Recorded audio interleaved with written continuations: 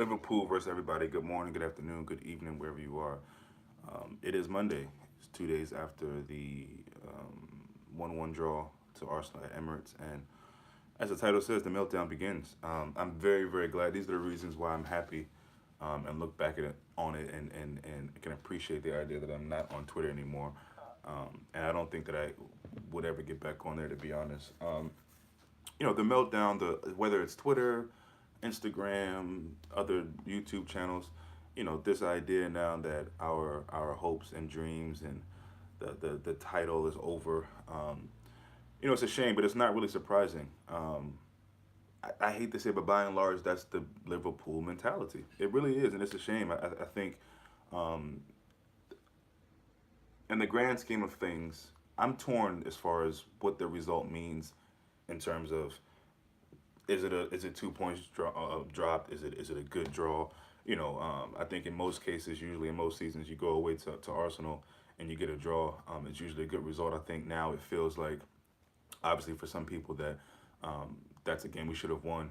Everything that happened in that game, how the game went. I think even before going into the game, thinking that Arsenal was a squad we can beat. Of all the top six, top four teams, we've played probably the hardest schedule. I think the only we've played all the top teams, I believe, at this point, except for, okay, United. They're not a top four team, but it's United, so they're a top team. I think by the end of the season, we'll really see what they're made of if they can get up in that top four. But we played, the teams that I think most people saw were a threat so far this season. Going away to Spurs, beating them, getting the draw against City and Chelsea, and then getting the draw against Arsenal. So in my mind, it's not the worst thing. It feels like a loss. By the end of the weekend, we're in third, mainly because of point difference. Again, Chelsea won their game against Palace, and they went up over us because of points, and then obviously, because we drew, then City is back at number one. So it doesn't feel great, even days afterwards. When you really, really, I've looked back at the game again, and when you really, really analyze the things that went on in that game, a lot of people also are saying that our midfield was weak, which that was true, and there's more, even kind of this panic of what we need in January, and how we have this kind of workman-like midfield, but nothing creative enough. And to a degree, I can see where that comes from. I'm also not in that mode of panic, though. I'm not saying, oh, we got to have some. Listen, we've seen a bit of Naby Keita, and I think there's more to see from him. Almost in the Fabinho situation, we saw some things, and then we saw him play really, really well against certain opposition. I think Naby is the guy that could provide that. We know Ox is hurt. When he comes back, he's going to be able to provide that. What we got? What's up, Jason? Dark skin JaVale McGee. What's good, bro? Thanks, man. What's up? How you doing? I never heard that one, but I'll take it. JaVale McGee is a nice big man. But yeah, I just wanted to come and just talk about the game, and listen, before the game even started, you knew City were going to demolish Southampton. To be honest, Southampton had two or three very, very nice chances with our own Danny Ings. Didn't get it. He got the penalty, which was cool, but you knew City were going to crush them. And honestly, City probably could have had at least three or four more goals. Honestly, that's not even an exaggeration. Nova, what's up? Just look at the title, man. Basically, just talking about Liverpool fans melting down, being very, very negative about what we can do now in the league. Almost kind of, I've seen people say we should just focus on the FA Cup as if that's the only competition we can win now, and just talking about being too concerned with what City are doing. And I know for some people that's hard to do because every week we have to see what City. People feel like they have to see what City are doing, see what we're doing. Can we match that? Can we blow teams away like City is doing? And I get it. The point difference, I get it. And I know there's a feeling of when is City going to drop points? I don't have the answer to that. No one does. If you ask Pep, he's probably saying they probably have more work to do in certain games, certain situations. Nicole, good morning. We have a lot of games left. It's still early. Yeah, I agree.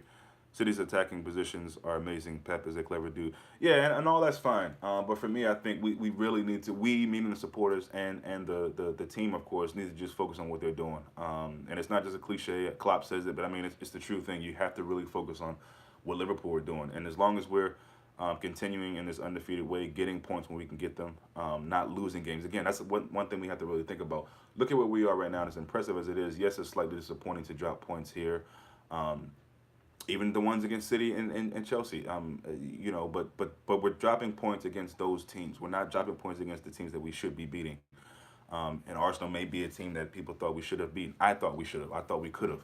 Arsenal were very good. They were very good. Nova, I'm kind of disappointed with Saturday's game. Fab and Trent were awful. Yeah, I mean, I think it's natural to be disappointed. I mean, no one's going to be happy in a game that we go one up and can't control the game. I mean, that's obvious. And there were things in that game that we should have done better at. I think we all get that. Trent wasn't great. Fab wasn't great. I think for their goal, there's a couple guys you can say that were at fault for that, to be honest. And one of them is Allison. I think there's a moment where the fact that Iwobi comes on and changes the game just like that, pretty much, that through ball should never happen. Whether it's a guy directly in front of him stopping it, whether it's Virgil van Dijk, and I'm gonna say it, Virgil van Dijk had a great game yesterday, but on that play, Virgil van Dijk and or Gomez needs to shift when they see that Virgil van Dijk is way late to react to that, and that's his man. That Lacazette is his man, and I think there was. I figured whoever the other forward was. Did they bring on the big dude? He used to play United. I figured his name right now. But anyway, on that shift, Allison shouldn't have to be over there to do it. Now, should he come out like that? Should he release that quickly for the ball and then go to the ground and then leave the goal wide open? Probably not. But he sees that his defenders didn't do it, and so that's the thing. If the guy next to me, the guy in front of me is not doing it, I have to. There's kind of a panic there, I think, and I think you could say he's wrong for doing it or whatever, but in that moment, that should never happen. You go one up against a team like that away from home, you have to finish that off. We didn't do it. But, let's see. Jason says Fab wasn't great, but at the same time, other players made more crucial mistakes. Yeah. I mean, a lot of guys made mistakes. Crucially, call them that. I think we're quite fortunate that was the only shot that they did get that actually connected. Firmino did look tired. Again, I don't know. I don't know what that is, but I really want to see Firmino do a bit more. He's doing some things off the ball as he usually does, but not even really in this game. I don't remember too much positive that he did. Remember, if I look at the game a third time, maybe I'll pick something out. But while I'm thinking about it and talking about it, and now doing the video, I don't really remember much that Firmino did. So, but yeah, again, a lot of credit goes to Arsenal, but at the same time, there was too many times that ball to Lacazette. There were a lot of balls like that throughout the game, and luckily they were more so on the outskirts, and they didn't really get any real clean shots that really was going to trouble us. From what I remember, there was one Lacazette had in the first half that was probably this far away, and I can see that when he took his shot, he did something different. He put more of a curve on it and put it up away from the keeper. But again, the fact that the keeper's that far from his goal gave him such a major target. And also, no one really put a foot on that, tried to stop that shot. Nothing that looked like that convinced me that they were trying to stop it. And that bothered me as well. So, to have it come down to that, yes, it's disappointing. Nova, I honestly think Klopp got the midfield wrong. He should have started Shaqiri and played way on at the 6. Yeah, I mean, I think in hindsight, we can always nitpick at that. And I think you could be right. We'll never know. I think it's clear that Klopp in these big games is being slightly safe with it. And yes, it is true. We don't have too much of creativity from the midfield at times. That's why you see, Mane and Firmino dropping so deep. I mean, Mane was in the left back position a lot of times in this game, trying to clear the ball out, start the ball from the back. So it's disappointing. It's obviously disappointing. One game at a time. People always live in the moment. Yeah, I agree, Thompson. Just for mobility and creativity. Yeah, I mean, that's the thing. Each game at a time. And again, seasons pass, we lose this game. And so we had a bit of luck with them maybe not being as clinical in some of the chances they get, and they've got some luck as well with us not being clinical in our situations. We know what happened with Van Dijk, and I think on the header there's some contact with the keeper, but they also had a moment where there was some contact with their player in the box that probably could have been called on another day maybe. So I think there was fortune both ways. I love what Mane said after the game. They told him about how his goal should have stood, and he I mean, you got to love his honesty and his response about it. And he was saying how in the West Ham game that a goal was allowed by him in that game that was offside. So it happens as football. I mean, you get luck, you make your own luck hopefully, and then you get some situations that are very unlucky. And that just happens. It's football. It's a long season. It's not the last time something like that's going to happen. Until VAR comes in, a lot of teams are going to be sour and pouting and disappointed with refs and things like that because the refs in the English game just aren't that great. But that's the other thing. You think about that. You think if that goes in, we walk away 2-1. You know what I mean? Well, we think if it counts, it did go in. If it counts, that's 2-1. It didn't. We move on. So things like that are going to happen. They're going to happen to teams like City, believe it or not. They're going to happen to Arsenal. They're going to happen to Chelsea and all these teams, Spurs. So that was ours. It happened to us. It's really unfortunate. I think by and large we've had pretty good refereeing decisions. A lot that went for us, some that went against us. This one seems the biggest one because of how fine the margins were, and if that would have gone in, how different Arsenal fans would be talking about the game, how different we would be talking about the game, whatever. So, you know, the front three were isolated. Yeah, and that's been the case for a lot of games, though. And that's the thing. I think people are just trying to pinpoint this Arsenal game as the only game. We've known that we haven't had too much of creativity from the midfield. You know what I mean? And it's more of a workman-like midfield. We don't have the guy who can drive from deep with the rock. We know that. For us to be in this panic mode of, oh, we need a controller, we need to create a midfielder, for me, it's pump your brakes because, again, we don't really know what in the totality that Keita can give us. You know what I mean? So just buying all these midfielders, to me, I don't know if that's the best thing. I'm thinking we get Keita, hopefully after his injury. Hopefully that's sooner than later. We can see what he can do, put him in the game, and see what that gives us. Or we play Shaqiri a bit more. I think we have it in our squad right now. We just have to figure out the best way to use it. That's my opinion. So I don't agree with going into the January transfer market and getting a controller or a guy that can carry the ball, whatever. We get that once Ox comes back and fully is ready. Where's Ox going to play? Are you guys just saying that we need that because if Ox can play good, if he can, we can bring this other guy in? That's a lot of midfielders, I think. So did he get the lineup wrong? Again, after a game like that, it's easier to say that. And sure, maybe he did. We'll never know. But I think, in my opinion, that midfield, you can see what Klopp was trying to do. And again, I said it in the big games, it's a bit more, let's get a goal. I trust in this team to get a goal or two, and then let's be pragmatic about it. And I can't be mad at that. I know a lot of people are pissed off because they feel like, we want to just go guns blazing, especially after we score. You're bringing on subs like Matip, which at that time, the game was pretty much over. What do you get, 60 seconds to run out? It wasn't really that much.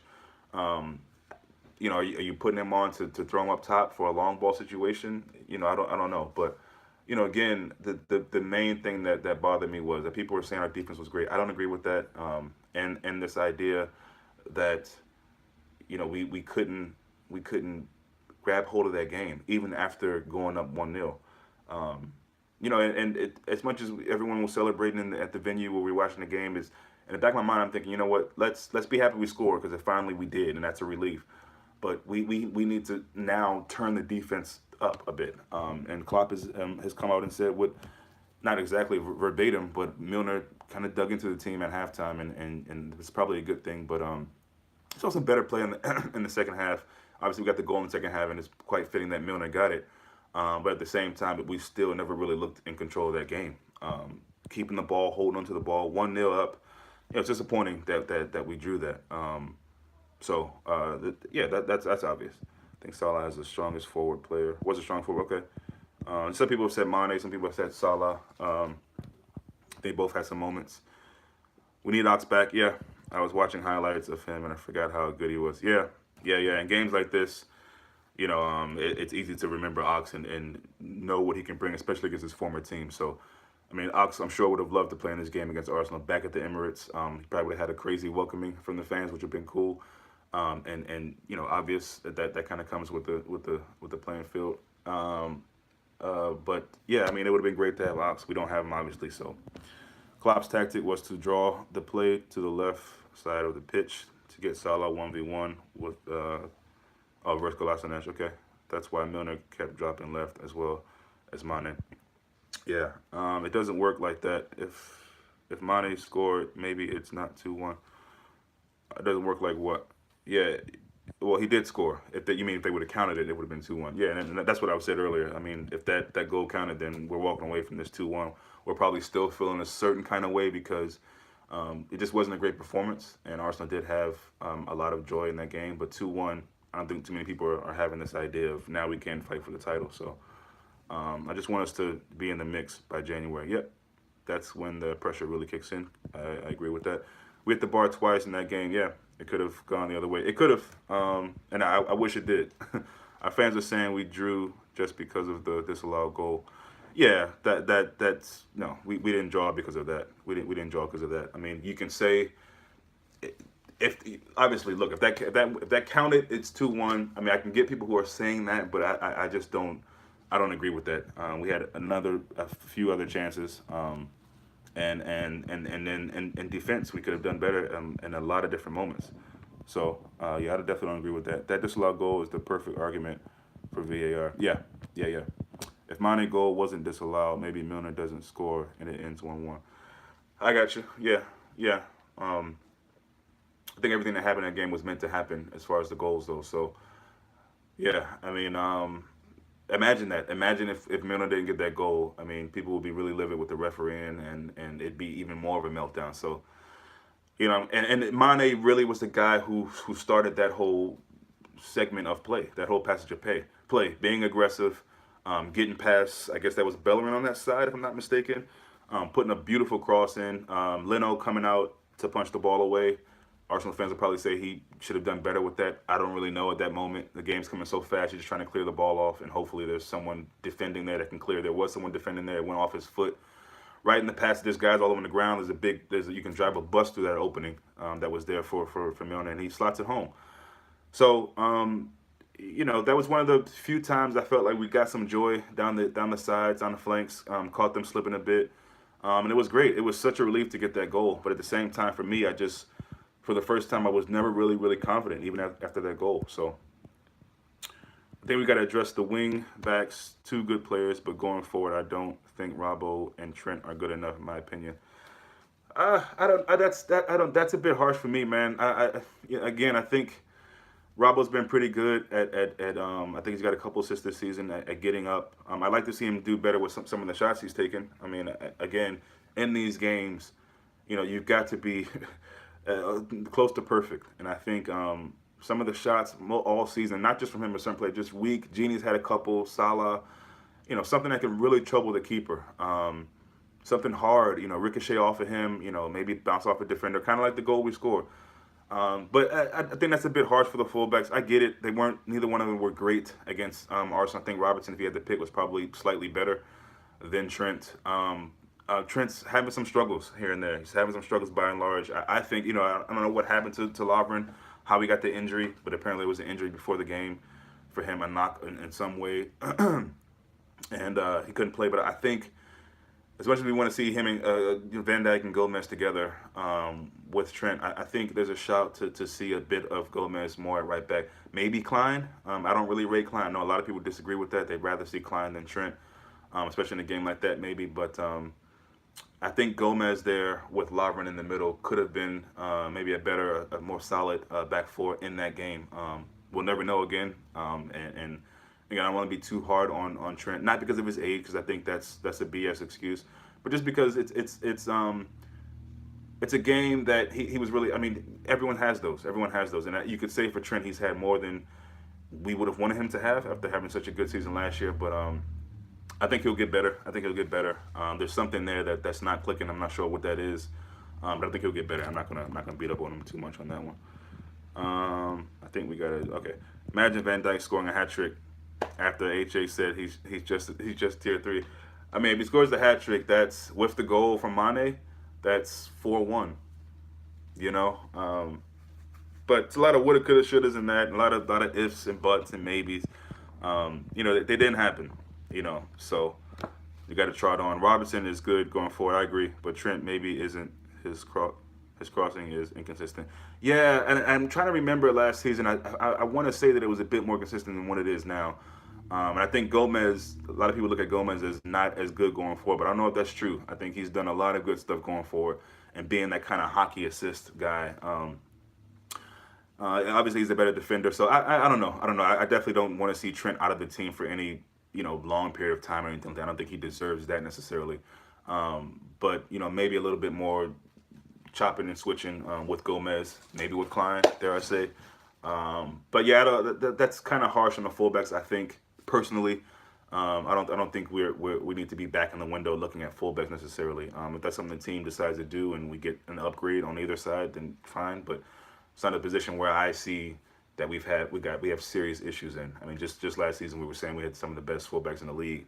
One season in, after 10, 11 games, whatever it is. I don't think we can really say that. I don't know if that's fair or accurate, to be honest. But I hear you. Did you hear that Mane said about not being concerned of contracts, just game playing? I feel like that's a bad sign that he doesn't want to sign the contract. Maybe he's looking elsewhere. Yeah, maybe. And I think a response like that is something that does give fans this kind of cause to pause to say, "Wow, does that mean you're not going?" So I get it. I can't knock you, anyone else, for feeling that way. But I have the same mentality as Mane. It's about playing football right now. He's with Liverpool now. He's not leaving us in January. So again, I'm a team guy. So I feel like as much as I've loved, for example, Emery Chan, when he left, and I haven't thought about him once. Mane's slightly different, maybe. I definitely would miss Mane if he left us. But again, I trust the team, the board, to find suitable, not replacements. I try not to say that word because you don't really replace Mane.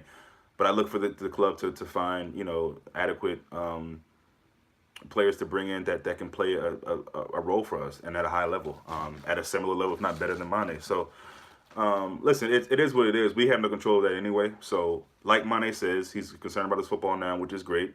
As long as he's not showing that his head is turned and Klopp doesn't see that, then I think we're fine. That's my response to that. So, no, I did not hear that, but, it is what it is. We need to get mean. Yeah, I feel like the players are too nice. Their shooting is too timid, maybe soft. Yeah, and I don't know who said that last time when I was saying I feel like we've kind of crossed that hurdle of being more of a physical team. And maybe I'm wrong at that. Or maybe that was just one game that we weren't. But I feel like we need to be definitely a bit more physical, a little bit more hard-nosed. And I thought with that midfield, we would get some of that.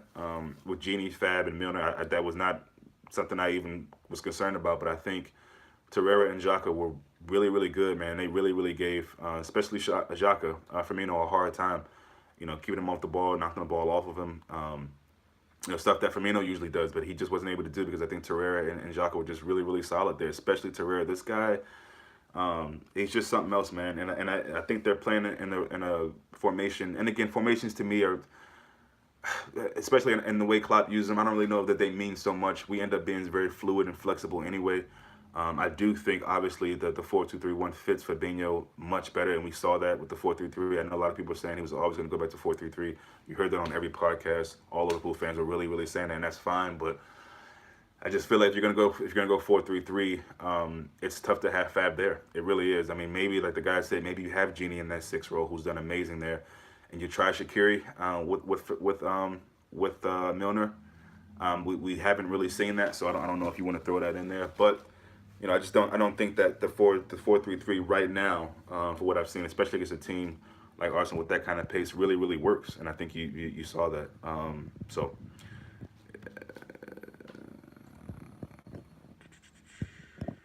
Gomez can cross. Yeah, I think so. Gomez can also cross with his left. Yeah. People are too reactionary. One bad game and people are insulting Fab. Yeah, but that's Liverpool fans. There's no surprise there. And I don't mean to. I'm not trying to, talk bad about our fans instead, but that's just the facts.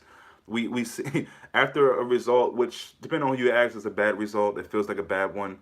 In the grand scheme of things, is it bad? No. If you're not playing well in a game, and we haven't played well in a lot of games, luckily for us, we've won most of those that we haven't played well. I can throw off a couple names now, but you guys know what the games those are. But if you're not playing well in the game, which we didn't really play well, we had some moments, and that's so tough because to have that many shots on target. And to say we didn't play well, it's almost a contradiction. But that's what it feels like. We didn't really play well. But if the Mane goal counts, if we get the hat trick from Virgil, are we really saying that? I wonder. So it's really hard to say. I think in important moments we didn't play well enough. And yes, when that happens, we have a lot of reactionary fans. That's it. It feels like forever since we won something. It's very, very easy for guys to say, "Oh, that's Liverpool. We're not going to win anything," and it really bothers me to see that we're in such reactionary mode and panic mode, and You know, we're never going to catch City, and you know, look, I get it. These games that City are having, they're gonna be scoring goals in bunches until they play the top teams. They're going to destroy these teams. That's just what it is. I mean, some of these games should have like a parental guidance rating on them. I was telling Onyx, I'm like, maybe this isn't suitable for you to watch. Maybe this would be TVMA, rated R. I mean, because it's definitely not PG watching.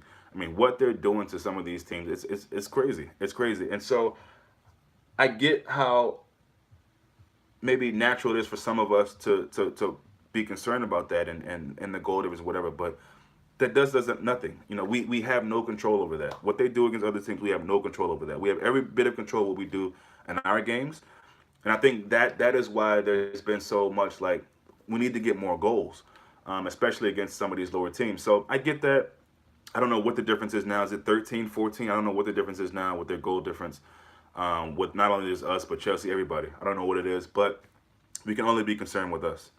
And like I said, every team is going to have their trials and tribulations and their hard times and their bad calls and their good calls and their luck and their moments of being unlucky.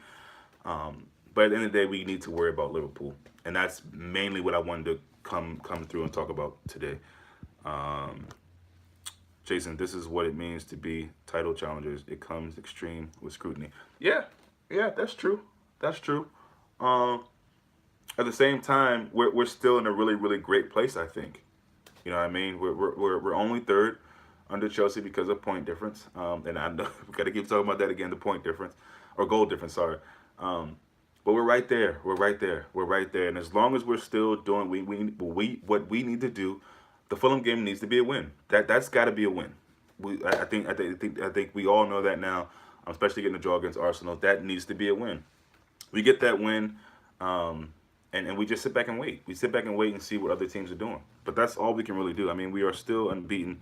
That has to say something. Yeah, I just wish we were the only one. Yeah. I mean, to have three teams unbeaten right now and all playing at pretty much a good level, a high level, it's something, man. It's going to be a really, really long, really trying, really difficult season.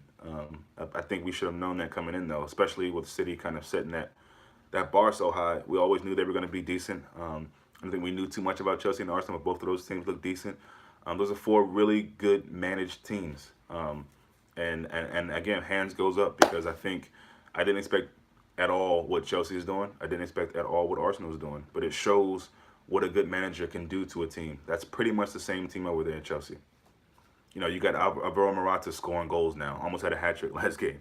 And call it what you want, right place, right time, fluke, whatever, but he's getting the goals. Arsenal, pretty much the same team. They added Torreira, a goalkeeper, but I mean, that's coaching. And so, you know, the Premier League is back at being one of those leagues that people are looking at like, ooh, okay. I don't know if it's the best league. I don't need to get into that conversation, but it's a top league. And I think this season could be the toughest. So, you know, it's hard because while we want to win trophies, teams are getting better, whether they're buying, whether they're just developing players far better, whether guys are just are more at it, more hungry, more teams want to get at City. It's not just Liverpool. So, you know, it's difficult. It's going to be a hard, tough season. So, what do you think Klopp needs to do to resolve the issue with the front three in terms of chances created? That's a great question, and I don't know if I have the answer. I think he's trying to do what he's doing now, which is dropping guys deeper. Does that really work? It doesn't seem like it does all the time, especially against a team like Arsenal. So, you know, again, I think we have to really see what Naby can bring. We've seen some aspects of what he can bring, but I don't think it's. I mean, it's definitely. I think it's obvious that we can all say we haven't seen him play at a level that I think we all thought he could. The glimpse is cool. You know, some of the nice passing, the turn against Palace, everybody will talk about. But since those games, he's kind of dropped off a bit, and I'm not sure what that is. I know he's carrying an injury now. Was he playing with one more than or longer than we thought? I don't know. Don't want to give him excuses, but Naby's going to be a world-class player. I mean, I think he's there now. But for Liverpool, he's going to be a top-notch player. I don't need to get into the whole conversation about him being the next Steven Gerrard or better than Steven Gerrard. I think he'll be his own player and a great player for Liverpool in his own right. I don't think we need to compare him just because he wears the number 8. They're two totally different players, in my opinion. I think we need to believe in the transfers that we got and believe that they can come good. I don't even know if I should say come good. I think they're both really, really good. We've seen some really, really good play from Fabinho lately, not in this game against Arsenal, but then there's so much more to come from both of them, and especially we're going to need it from Naby. And yeah, when Oz comes back, don't know when that is, don't even know the timetable on that, but we'll see. We got a day now before the game against Serbia, against Red Star Belgrade. Still don't know. A lot of people on here yesterday were saying that it's fake news that Shaqiri won't be playing. I don't know. That'll be a tough game. So it's another tough game for Liverpool Football Club. Doesn't get any easier. Even the game against Fulham, I think a lot of people were saying how bad they are and what they've done, and they look like maybe one of the easily one of the worst teams in Premier League history, conceding so many goals. Is that something we can take advantage of? Can we put 5-6 over them? I don't know. So I think every game's going to be tough, especially being Liverpool, having that bullseye on your back. I think of the two challengers, I think most teams are probably thinking they can get at us more than they can get at City. We need to prove that to be wrong. We need to come out against Fulham, really, really put a good, I don't want to look ahead of Red Star, I'm just talking about the Premier League, but really, really put a good performance in. But yeah, Red Star's the next game, and that's another one we have to win. We got to win it and solidify our spot there in the Champions League. Don't know what's going to happen with the PSG and Napoli game, but that's all the more reason why we need to really handle our business. Read a few more comments here, then get off of here. Let's see. If Klopp beats this Man City team to the Premier League title, it's the greatest achievement in our history. Yeah, I probably couldn't disagree with that. As HH says, snatching his chain, and a lot of people think Liverpool is a team to do that, but we got to prove it. Jason says I'm a bit worried for Naby. I really want him to show up. I think he will. I'm not worried at all. I think certain guys take a different amount of time to get settled into a new club. The atmosphere, the where you're living. I'm sure he's close with the African guys there, and that's cool. It's probably helping him a lot. Same thing with Alisson, getting in with Fab and Moreno, even though he's not Brazilian, but he's kind of part of that clique, if you will, Firmino. So all those things are helping, and I think he'll be fine. Honestly, I have no worry about him at all. Off to work. All right, see you, Nicole. Thanks for your time. Appreciate that. Thoughtful. The worst thing possible is Fulham losing today, and they bring a new manager, and they are motivated. Yeah. Who are they playing? Who are they playing today? I'm trying to think of the teams that didn't play, and I can't think of who it is. So let me know if you guys, in the next few seconds, if you guys know who Fulham is playing today. Huddersfield. Okay, I was gonna say that, but I wasn't sure. Okay. All right. Yeah. But yeah, that's pretty much it for me, man. I want us to just really try to stay encouraged, man. It's a tough draw to take. I keep almost saying loss because it feels like it, but it's a tough draw to take. I think it's a good point again, and when you're not playing well, if you can't get the result you want, you don't want to lose it. You don't want to drop all points. You maybe it's just 2 and you get the point. So, but yeah, let's focus on Liverpool and let's be in better spirits that we can actually accomplish our goals. We can actually achieve our goals because we can. I'm not just saying that because I want to instill some kind of positivity or optimism that's blind or not there. I actually do have it, and I hope most of you do as well. So see you guys tomorrow for the Champions League match against Red Star.